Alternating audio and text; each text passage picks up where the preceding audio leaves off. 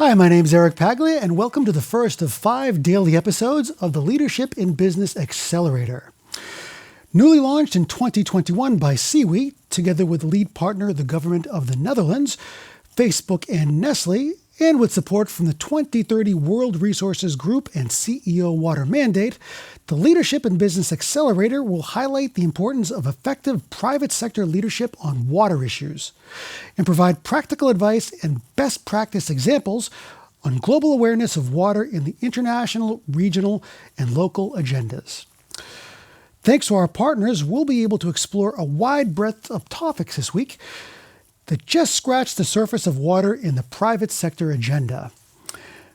We're excited to present these episodes at the same time every day this week. The theme of today's session is how to use holistic thinking to strengthen water's value in setting private sector strategy for becoming water positive by 2030. In a moment, we'll be hearing from a panel of water and sustainability experts to find out how to achieve this goal, while building water resilience in the private sector as environmental, social, governance metrics, and sustainable development goal trends become more mainstream. But first, Sanjeev Chadha will set the tone for the session with an opening talk on the role of companies in achieving water security. Sanjeev is currently serving as the Vice Chairman of the Pacific Institute. He received the Stockholm Water Award for Industry on behalf of PepsiCo, where he worked until 2018 as Chairman and CEO for Asia Pacific, Middle East, and North Africa. Opening the session is Sanjeev's take. Definitely not business as usual.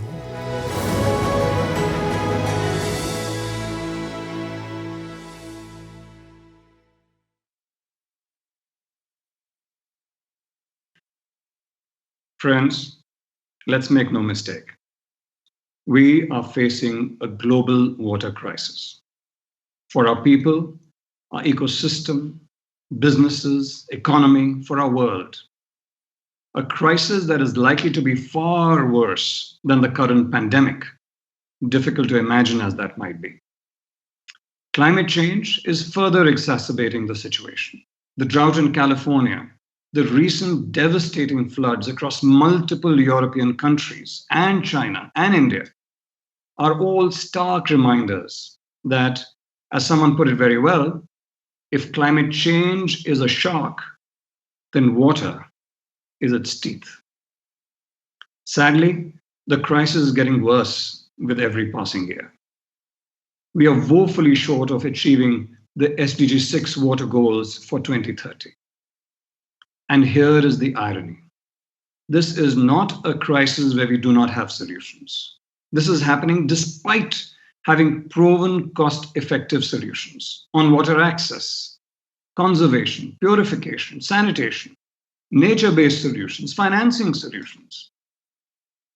And despite outstanding work being done by several organizations, many of whom we will hear from this week. One thing is for sure. Business as usual is definitely not an option. So, what needs to change to enable us to turn the tide? Here are the top 3 things I believe we need to do different to build a water resilient world. 1, all hands on deck. There are some 41,000 public listed companies in the world today. How many do you think have a clear water stewardship plan? A mere fraction. How many countries have integrated water resilience strategies? Not that many. This is a crisis and we need to treat it as such. We need every single company, community, country to join civil society and do their part in reducing, reusing, recycling, replenishing water. We need every single one of us to be a water warrior. And all of us have to do a much better job in communicating the water crisis more effectively to recruit others to join the cause. 2, speed and scale are the need of the hour. Time is not on our side. Slow and steady will not win this race. Businesses need to be careful that they're not becoming the proverbial boiling frog. The time to act is now. Despite civil society nurturing and implementing many effective solutions, one of the areas where they have had rather limited success is in rapidly scaling up these solutions across the world. And as a result, what we have today are little islands of excellence as against a tsunami of change that is required. The third critical success factor is much stronger coordination and teamwork. Many organizations, and I'm not only talking about businesses, try to go it alone. And the initiatives, though well intentioned, either do not have the desired impact, or don't scale up, or don't sustain. Now, water by nature is deeply interconnected, as we all know. Everyone at every level is a user and a stakeholder. So, in success stories of positive sustained impact, you will notice a common thread: close coordination and teamwork between civil society, business, the local community, and the local government on the ground. So, how are businesses doing today in terms of water stewardship? The headline is that there is some progress being made, but industry has a long way to go. CDP's water study reported findings from nearly 3,000 companies in 2020, a big number, and 20% higher than the earlier year despite COVID, which is impressive. But these still represent only a quarter of global market cap. Let's talk about how they've done on the three key dimensions: water quantity, quality, and accessibility. On water quantity, about two-thirds of these companies reduced or maintained their water withdrawals. But many businesses and industries still consumed more water year on year, including infrastructure and fossil fuels. So progress, yes, but much too slow, and certainly not all hands on deck. If your company is making progress, you need to share it with the world. And if you're not making any headway, your inaction is dramatically increasing your own risk of business growth, profitability, reputation, even business continuity. It is in the interest of both your own shareholders and the communities you serve that you speed up your water stewardship journey. And there are clear ways to do so today. Many companies you can learn from. Alliances like the AWS, the AGWA, the CEO Water Mandates, the 2030 Water Resources Group, and others that you can join. Networks you can build, but you need to start now. The second dimension, water quality, is even more concerning. A mere 1/5 of the world's wastewater gets treated today. And yet, just 1 in 10 of the CDP participating companies are even setting pollution targets, and only 4% reported progress against them. Only 4%. I think you'll agree that there cannot be any excuse for any business not to be treating all their wastewater as per local regulations at a bare minimum. A strong and urgent case for governments to tighten the regulations, penalties, and governance on water pollution. The third dimension, water accessibility, is a different story. Many organizations, civil society, development agencies, and businesses alike are making solid strides in providing incremental safe water access to millions of people around the world. And thanks to the good work, the one SDG 6 goal that has the highest probability of being achieved is universal access to safe and affordable drinking water by 2030. So overall, yes, businesses have a very long way to go. But I submit to you that they are also uniquely positioned to make a huge positive impact on building a water resilient world. Why do I say so? Because this is not a crisis where we lack solutions. Sure, we will gain with every new innovation, technology, and cost breakthrough. But our water crisis is one where several existing solutions are underleveraged, underfunded, poorly coordinated. This, folks, is an organizational crisis. That's right, an organizational crisis. And interestingly, the very aspects which have prevented us from making greater headway are the core strengths of successful corporations: speed, global scale, financial management, successful partnerships, consistent results. This is how good businesses are run.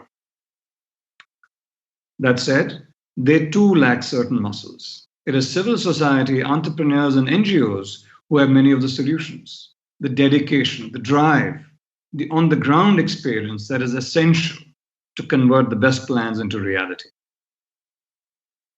And having now personally worked in both worlds, business and civil society, one of my key insights has been that business and civil society have complementary skills.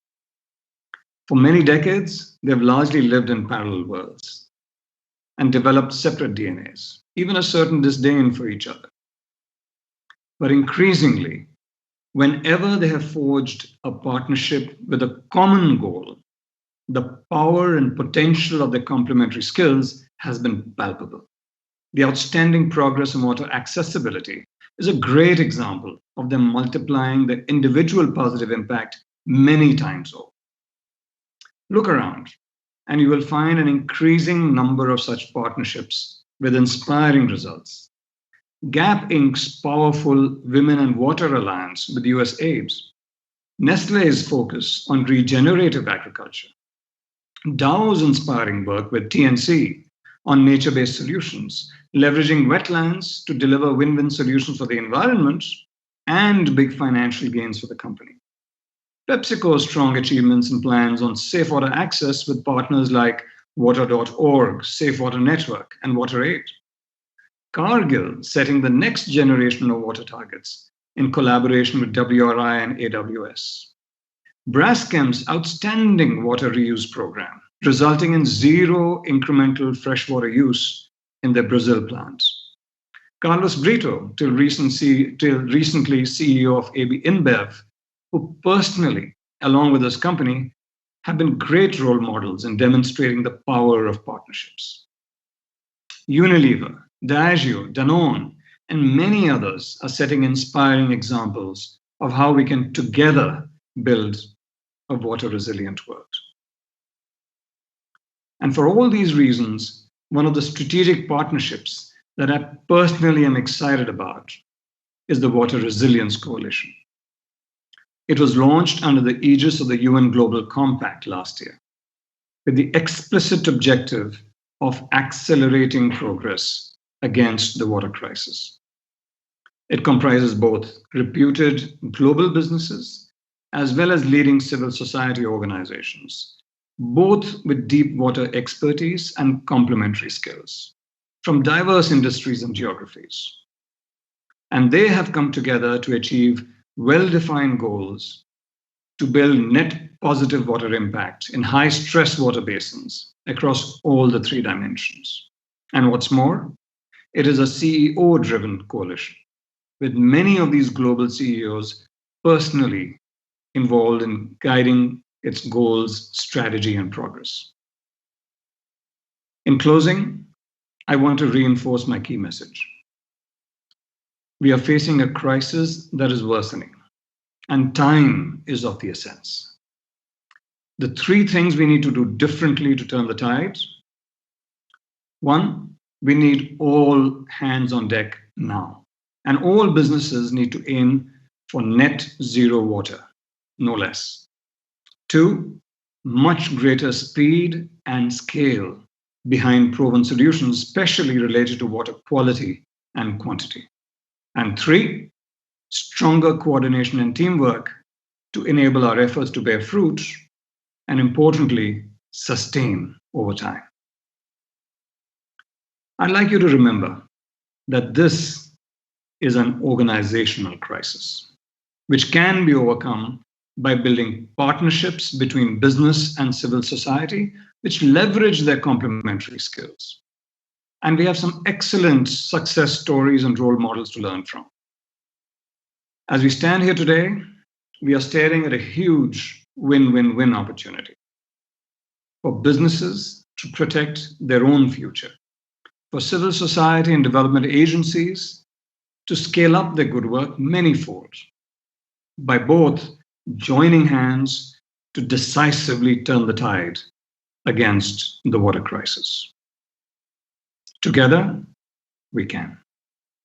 Thank you. Thanks to Sanjeev for providing a clear-eyed assessment of the water crisis, based on his many years of working both on the business and the NGO side of the issue. Now I'd like to welcome our illustrious panel for this Leadership in Business Accelerator session on how to apply holistic thinking to enhance private sector water stewardship. Joining me are John Matthews, Executive Director of the Alliance for Global Water Adaptation, Rebecca Marmot, Chief Sustainability Officer at Unilever, Kate Lamb, Global Director of Water Security at CDP, and Jason Morrison, President of the Pacific Institute and Head of the UN Global Compact's CEO Water Mandate. Thank you all for joining me here on this panel, and welcome to Stockholm in a virtual sense. I'd like to start out by asking each of you to briefly comment on one of the insights that Sanjeev provided in his opening statement, that not only is there a prevailing water crisis, but there's also an organizational crisis. The cooperation between civil society and the private sector has been so far suboptimal. The companies and NGOs have largely lived in parallel worlds, and that this disconnect has slowed down progress on achieving water resilience and water security. So perhaps, John, you could start by commenting on this insight by Sanjeev. Sure, thanks, Eric. I'm really grateful to be a part of this panel. I was really struck by Sanjeev's comment about this sense of awkwardness, this disconnect, sometimes even disrespect and disregard of these two worlds. I have to say that my own experience working in the NGO world with the private sector has really run the gamut. I've had really close, long-term, productive, and intense relationships with a variety of different private sector entities. And then I've also had interactions that felt a little bit like my first mixed gender dance when I was 13. So, and I really just wanted to move on and forget it. And my own insight into that sense of I think awkwardness, that particular disconnect that Sanjeev described really well, I think is often I'm going to maybe say something that's a little bit odd coming from the NGO side, but I think actually sometimes money is the problem. It's not the solution, and that often money gets in the way as a part of a relationship in terms of collaboration. That it becomes more of the point rather than actually trying to define what is the basis of that relationship. What is it that we really need to be able to say to each other in a productive and meaningful way? Where is the middle ground and the basis of interacting, especially if you're trying to do something new, if you're trying to innovate in a space.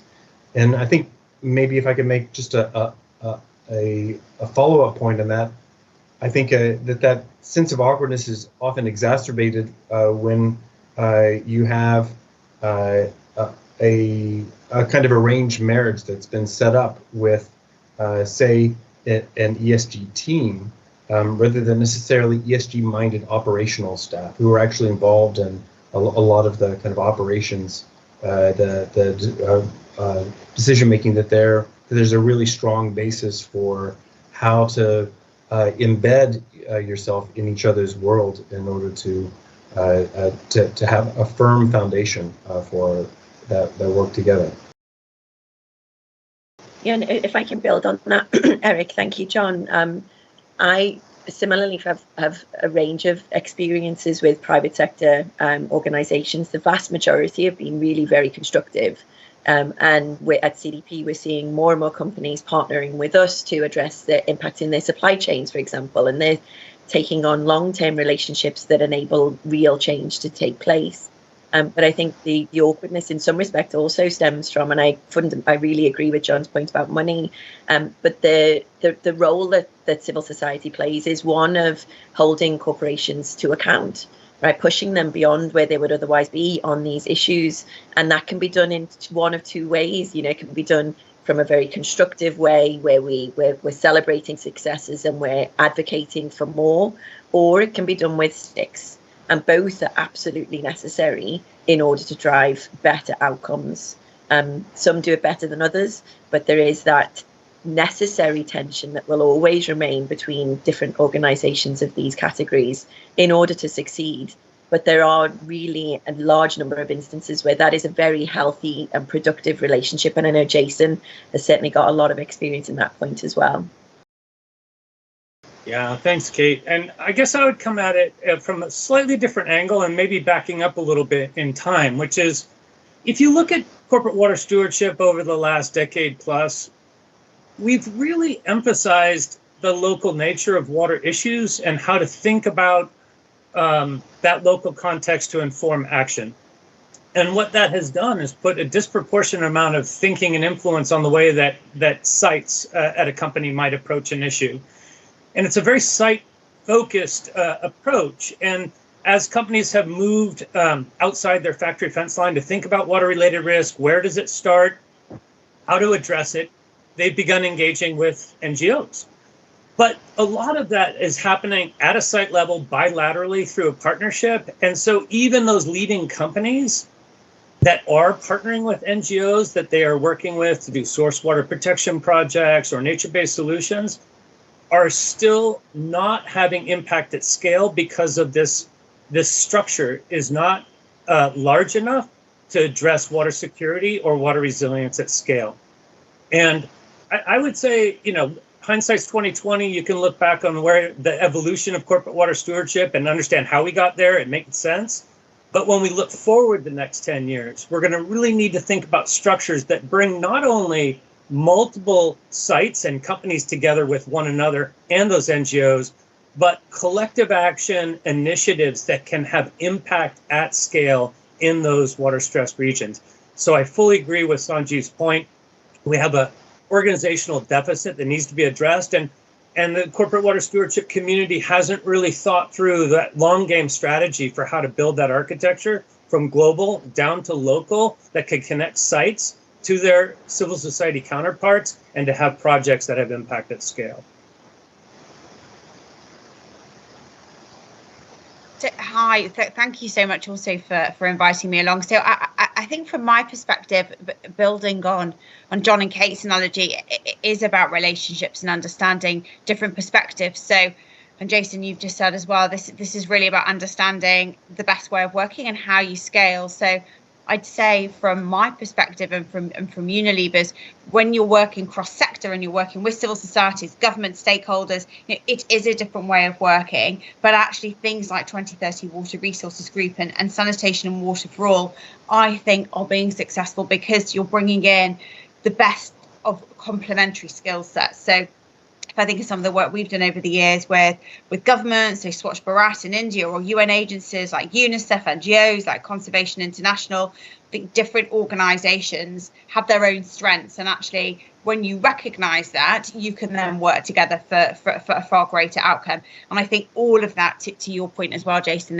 is only really successful when you start with local communities and you think about building out from that point. So that's very much what we try to do. So to understand how you do that at a local level before you go into scaling. But yeah, I think I'd like to put a bit more of a positive spin on it and say, of course, it's difficult. It's a relationship, but ultimately, I think it's the route for success.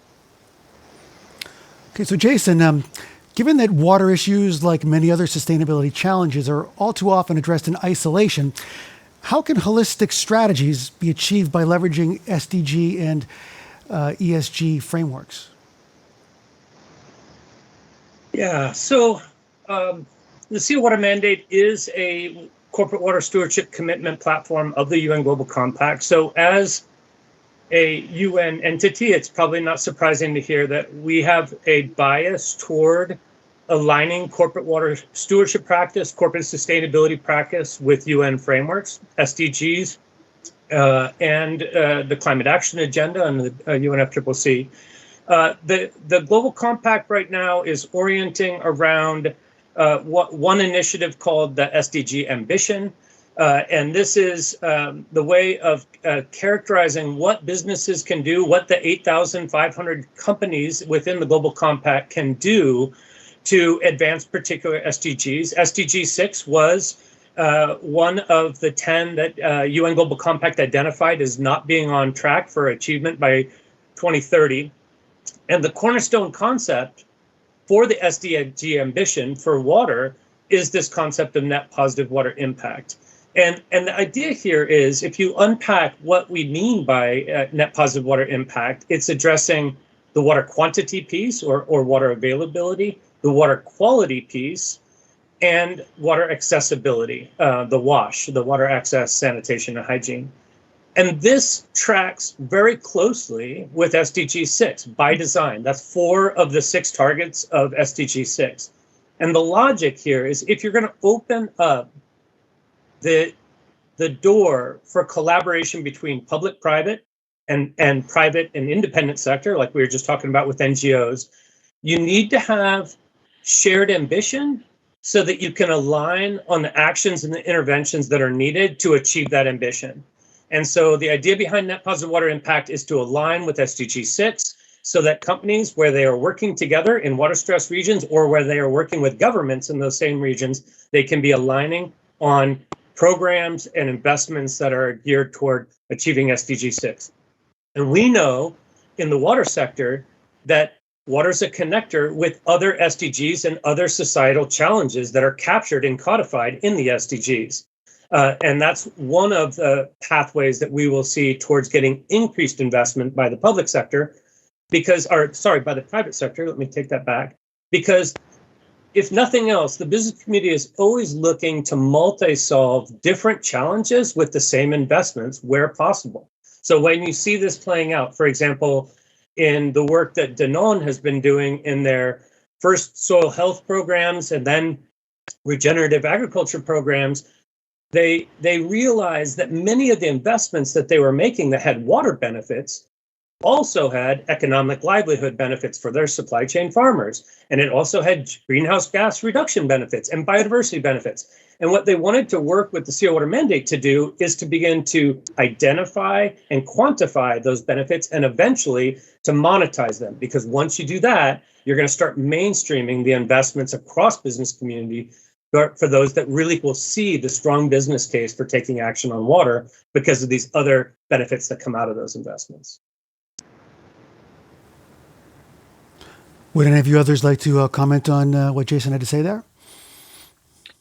I can lean in a little bit, particularly with regards to the use of the term holistic strategies at CDP, and to build on Jason's point around the fact that we've been focused so much on local interventions for such a long time, and that we've, in some respects, missed some of the more important points, or equally important points, should I say. At CDP, we're working hard to bring water security issues into the boardroom and ensure that this doesn't remain just a sidelined sustainability issue that can be delivered independent of the core business strategy. It's only through the core business strategy, the choices that the company makes, where to grow, how to grow, what to sell, and who to sell them to, that we will affect genuine, real change. And so when we talk about the term holistic strategies here with regards to water or other environmental issues, or indeed social or governance issues, it's truly fundamental that the corporate strategy itself aligns with those goals. Without that, we'll just be playing around on the sidelines, affecting change in small ways, whilst the rest of the corporation is undermining the activities that it's been doing in this one location. So that's how I think about the term holistic in this sense, is really bringing it into the boardroom and affecting change at that strategic level. I think that's a really important point that Kate just made, and I'm going to bounce back a little bit to Jason's opening comment too about some of the big issues that we're starting to face over the next 10 years. And our organization, Agua, we focus on the intersection between water and climate change. We've been working in that space for about 11 years. And we're a network, and that means that people often come to us to join our network with specific questions or issues. They're often thought leaders in their own space when they're coming to Agua. And one of the things that I would say we noticed quite early on, actually, is that that many parts of the private sector were deeply underrepresented in the Agua network. And I think that's intriguing to think about why. And that one of the themes that I'm hearing from my fellow panelists is this tension between some of the big strategic issues and the need to focus on kind of a facility scale on a very local scale, that I need to work in a specific place on a particular project. And I think for the big issues that we're looking at over the next 10 or 15 years, these are actually somewhat revolutionary. They are profound shifts. They actually, especially that if we think about water resilience, it has implications that are creating fundamental changes in very large but often non-private sector institutions. So development banks that are shifting tens of billions of dollars in completely different directions than they were. Some other parts of the finance community making similar kinds of shifts, and I often worry that sometimes that focus on the local scale. I'm thinking of water as it's still a fairly traditional concept and a fairly traditional set of trade-offs. Sometimes you miss the big kind of paradigm shifts that happen once every 50 or 100 years. And in my mind, we are clearly in that process of a major paradigm shift. And when I talk to business leaders, I even within businesses, I can hear the frustration about the need for change, about the kind of level of understanding. To me, it's a little bit like in some colleagues in corporations, like going back 8, 10, 12 years sometimes in terms of the water and climate discussion. And that is something that will change, but I think it requires a level of trust to be able to say, I'm not sure I need to hear that again. I need to hear it in regard to our operations and also on the NGO side, to really be able to embed yourself enough into to see where maybe the synergies and opportunities are actually arising from within the company itself. Well, we have a business leader right here in the panel. Perhaps we can hear from Rebecca. And Rebecca, what does a holistic corporate sustainability strategy actually look like, both in theory and in practice? So I think we've already talked lots about this element of being joined up. So briefly on Unilever, we had what we called the Unilever Sustainable Living Plan, which ran for 10 years from 2010 to 2020. It covered a whole spectrum of different sustainability topics, and we had some great successes. But when we came to look at what would the next stage be, what would we do from 2020 onwards, we decided to launch what we called our Compass, which is a joined up business and sustainability plan in January. So there's 5 key strategic choices. We're a big FMCG company, so they probably wouldn't surprise you. One around portfolio, one about brands, one on markets, one on channels, and one on culture. But then what we've done is woven sustainability throughout that. So massive, big sustainability metrics around the environment, around the social, around health and well-being, but very much ingrained into the core of the business. So it's not a separate standalone plan. And then the way that we approach it in terms of integration and really rolling it out and scale, and we've heard that word a lot already today, talking between the 5 of us, is we take a value chain approach. So we always start by getting our own house in order, so our own operations. Then we move out into a wider value chain. Then we look at what we can do through our brands and really using the power of our brands to try and shape behavior and really raise issues and encourage action around things like, for example, we're talking today on water. And then lastly, what can we do in the wider world? So how can we work in that ecosystem with all of the stakeholders that we've been talking about today, whether it's government, NGOs, civil society, R&D, etc., to really make the biggest impact that we can have. So if you put that model onto water, and again, you take that value chain approach, exactly the same. So if we think about how water impacts us right the way from the sourcing of crops and commodities and our manufacturing processes and our product portfolio, so thinking about how people prepare food, people washing their clothes, cleaning, bathing, water insecurity means for us really thinking about how do you make the best use of that precious resource? How does it drive innovation? So different kinds of products and a different way of thinking. So some of the things that we've done recently to try and bring all that to life, we've launched new climate and nature targets, so 100% sustainable sourcing on key crops, regenerating 1.5 million hectares of forests, of oceans. So really thinking about how do you actually not just stop the problem from getting worse, but how do you actually try and turn it around and put a more positive lens on it? When I think about our own operations, we've been able to reduce water use in our own sites by about half since 2008, and we're now rolling out water stewardship programs in 100 locations in water stressed areas around the world. I think I mentioned briefly about what does that mean as a consumer goods company? What does that mean for your products? So we've really looked at how do you reduce the water footprint through products that need less water. So for example, Tresemme dry shampoos, or thinking about how do you make sure that the formulas are biodegradable. So Seventh Generation, a big laundry brand, is 100% biodegradable, the formulation, because of course, and everyone on this panel knows it very well, it's absolutely essential for the aquatic system that products rapidly and safely degrade without leaving any trace. We're really investing at the moment in plant-based portfolio, so much less water on the production side. And then, of course, doing all of that work and this point about integration, it means for a company like Unilever working with my fellow panelists, looking at what are some of those really big water groups, industry groups that are bringing together all of those different players. So not straightforward, but really, I think thinking in those 4 different areas: your own operations, your value chain, your products, and then that role working in a multi-stakeholder model across wider society.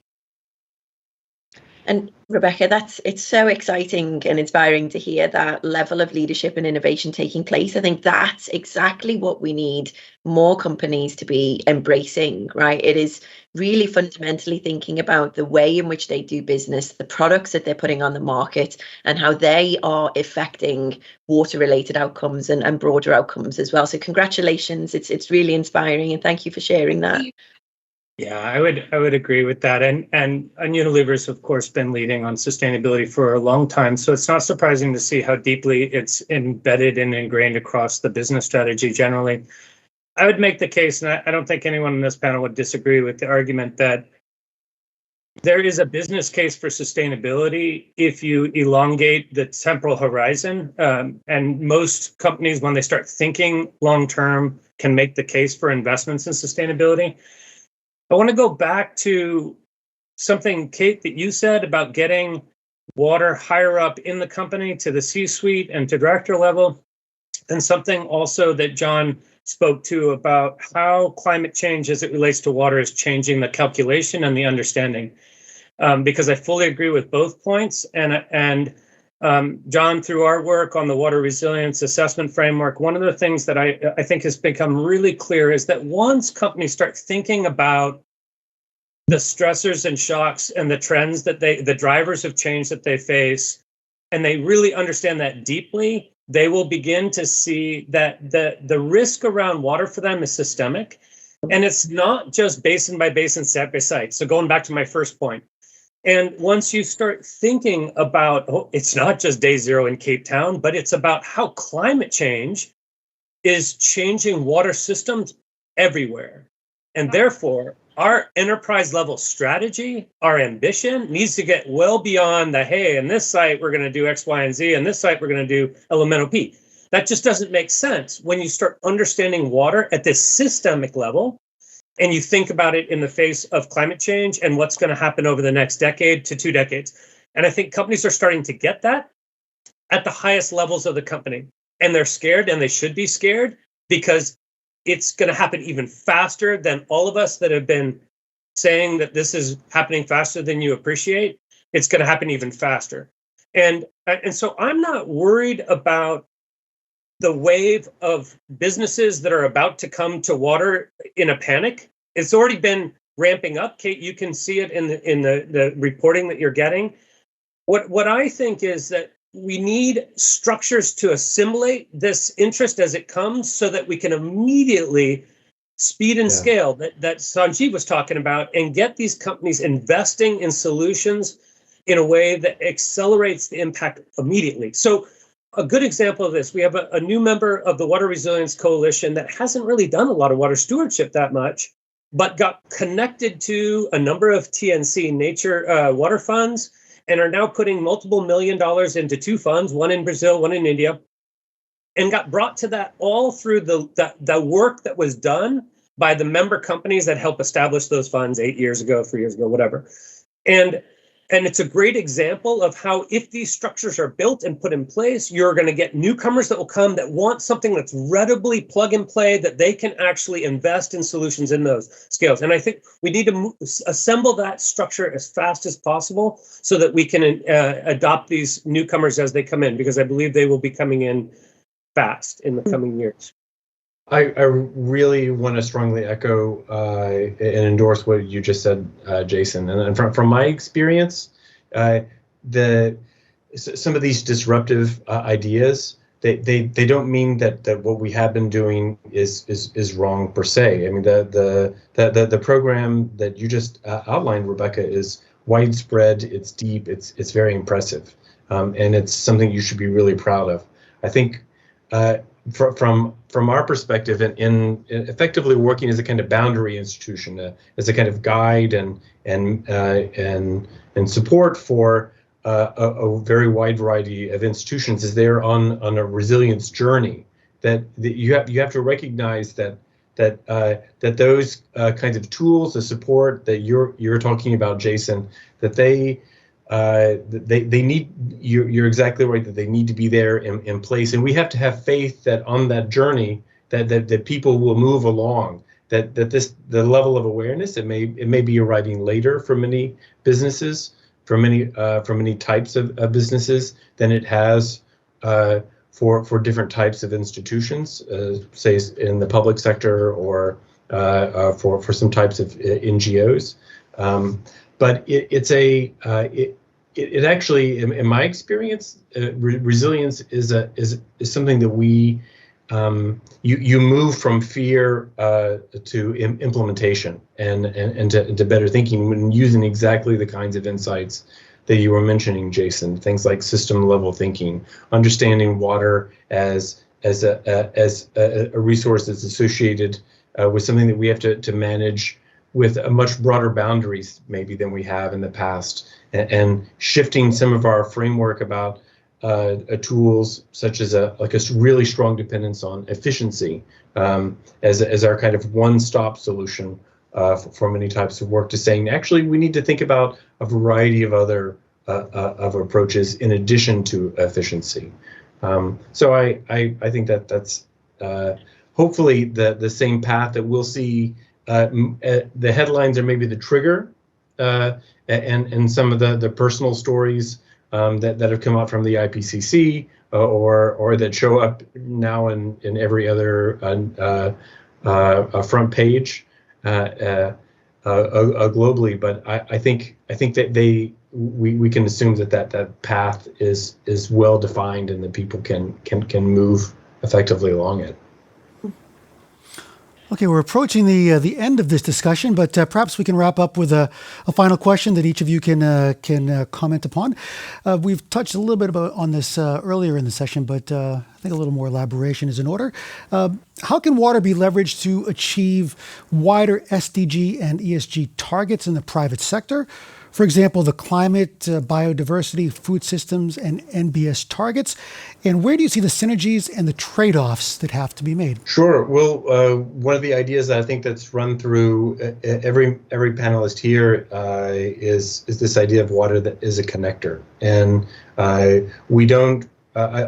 The water community understands intuitively that we can't treat things like the SDGs as kind of isolated silos. That water runs across almost every single one of the SDGs, and that we need to think in terms of a different a set of issues like sequencing and prioritizing, and what is contingent in order to be able to meet other types of goals. And I think that's the type of thinking that we're starting to see emerge much more clearly through movements like water stewardship. Looking at Kate's favorite word, holistic water management, and how we can bundle these ideas together into a more useful way. I think it also means looking for those kind of turnkey big points, and I would say that climate resilience is probably one of the ones that is going to show up much more often as a fundamental kind of game-changing idea for many types of businesses, even in the near future. Yeah, I think I agree, John. My work through the Climate Champions is certainly illustrating the large number of opportunities that there are to address the climate crisis, both mitigation and adaptation through water security, whether it's stopping polluting and reusing that wastewater as a resource means that we're going to be saving huge amounts of GHG emissions and enabling better outcomes for, of course, local water environments, social benefits, of course, public health benefits, and that resource itself can go towards enabling better farming techniques and farming outcomes. Sticking with the food production, moving to techniques like Mars did with their basmati rice, where they affected a change with their drying and wetting of rice production, has the potential to save huge amounts again of GHG emissions, whilst ensuring better outcomes and livelihoods for the farmers that are in their supply chains. There's a huge amount of synergies to be had there. There are, however, a large number of trade-offs for us to be aware of. There is never going to be one perfect solution. There inevitably will be more energy needed to clean the water in the first instance before that was very heavily polluted before you can then use it again. But if we think carefully and again holistically about that, then of course those trade-offs can be managed and hopefully avoided, but at least minimized in the future. But to use one of Rebecca's words earlier around innovation, this is a huge source of innovation, and that's what the private sector are really, really good at, and that's what we need to see more of happening. Okay, just to briefly wrap up, is there any closing comments that each of you would like to leave us with today? I think the time for acting slowly is behind us. We need to accelerate action and we need to elevate the ambition. The business community is well poised to do this. There are already leaders in the business community stepping up, but we need to move quickly. And it starts with high-level, enterprise-level commitments on water that we can then scheme and plan and put interventions in place on the heels of. Yeah, I echo Jason's call for greater levels of ambition. That in turn should beget greater levels of ambition from other non-state actors and state actors in ultimately achieving our outcomes. The water security crisis is here right now for a large proportion of the global population, and business has a fundamental role to play in making their lives better. What better time to act, and how lucky are we that we get a chance to solve this crisis? Churchill said, I'd say building on. Oh, please, Rebecca, go ahead. After you, John. After you. Okay, all right. Thank you. Churchill said we need to never let a good crisis go to waste, and we have, especially with the climate crisis, a lot of crisis to work with. One of the stories that I find really moving in that regard comes from Cape Town, where companies went over a very short period of time from seeing that water was something that was a problem that was largely owned by public utilities, by politicians to something that they actually needed to worry about water as it spread and diffused through whole communities, in schools, in the food system, whether or not their employees were able to take a shower. It was much more than just a water footprint. It was a much bigger collective kind of system level approach. And I think central to that is making sure that you really see the water. I think that there's still a lot more work that we can do as we bring especially a climate lens to our work to help see the water in a resilient manner. I'd say just to close, the importance of, from a private sector perspective, put a water lens right the way across your business. So all the way from how you source your products, your manufacturing, and how we can use as private sector the power and reach of our brands and advertising to really drive change about this. To Kate's point, I think reporting on that is absolutely critical. You need to have that same rigor and structure around water and water risks and issues as you would around any other aspect that is integral to the future of your business. And then I think largely, it is everyone's problem. Everybody in the world needs water. So I think you need to take these joined up approaches and be super pragmatic about the solutions. Well, after speaking with the four of you, I feel somewhat better about the water crisis, the climate crisis, and perhaps even the organizational crisis. So thank you all for joining me here on this first of 5 Leadership in Business Accelerator sessions. Thank you, Eric. Thank Thank you you. so much. Tomorrow, we'll be joined by UNEP, the Global Resilience Partnership, Credit Suisse, and Danone to explore how the private sector should reimagine natural capital and water risks in a changing climate to achieve the 2030 agenda. So please join us tomorrow, same time, same place. See you then.